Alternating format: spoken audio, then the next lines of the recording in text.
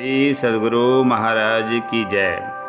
ज्ञान गंगा में मैं उमेश जी एक नए विचार को लेकर उपस्थित हूँ। आप सभी श्रोताओं को मेरा हार्दिक अभिनंदन। आज के इस नए ज्ञान गंगा की धारा में स्वामी श्री रामकृष्ण परमहंस जी महाराज की वाणी प्रस्तुत है। मुक्ति प्राप्त करने के लिए मन में तीव्र वैराग्य होना चाहिए। तीव्र वैराग्य जब होता है तो प्राण भगवान के लिए व्याकुल रहते हैं। ठीक उसी प्रकार जैसे गर्भ के बच्चे के लिए भी माँ व्याकुल रहती है। जिसको तीव्र वैराग्य होता है वह ईश्वर के सिवा और कुछ भी नहीं चाहता। यह संसार उसे एक कुएं की तरह लगता है। उसे लगता है कि वह अब इस कुएं में डूबा। निकट संबंधी उसे काले नाग की तरह लगते हैं। वह उनके पास से भाग जाना चाहता है। उसके भीतर बड़ी जिद पड़ जाती है।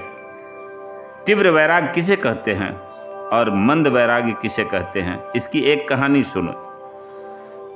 किसी देश में एक बार कम वर्षा हुई। किसानों को नालियां खोद कर दूर से पानी लाना पड़ता था।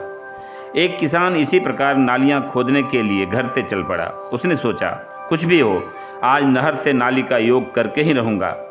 जब तक मेरे खेत में पानी ना आ जाएगा मैं बराबर नाली खोदता रहूँगा।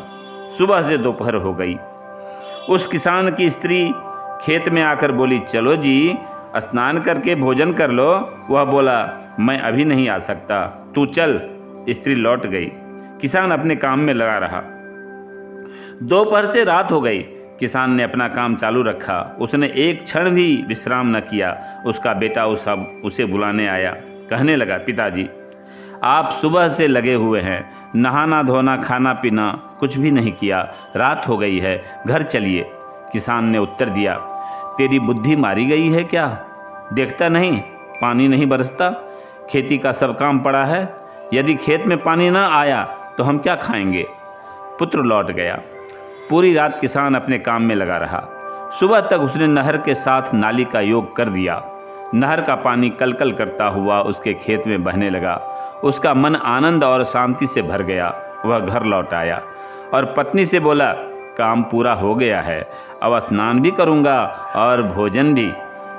उसने पहले स्नान किया, फिर भोजन करके सुख से खर्राटे लेने लगा।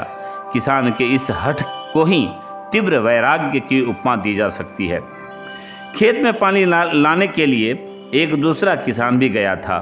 दोपहर के समय उसकी स्त्री भी उसे बुलाने आई थी। उसने भी यही कहा था, धूप बहुत हो गई है, चलकर स्नान और भोजन कर लो। तब उस किसान ने हंसकर कुदाल परे फेंक दी थी। उसने कहा था, तू ठीक कहती है, चलो चलते हैं। वह किसान खेत में पानी नहीं ला सका था। यह मंद वैराग्य की उपमा है। जिस प्रकार हठ के बिना किसान खेत में पानी नहीं ला सका था, उसी प्रकार मनुष्य ईश्वर के दर्शन नहीं कर सकता। मुक्ति प्राप्त करने के लिए मनुष्य के मन में तीव्र वैराग्य होना चाहिए। पहले किसान जैसा हठ होना चाहिए। श्री सद्गुरु महाराज की जय।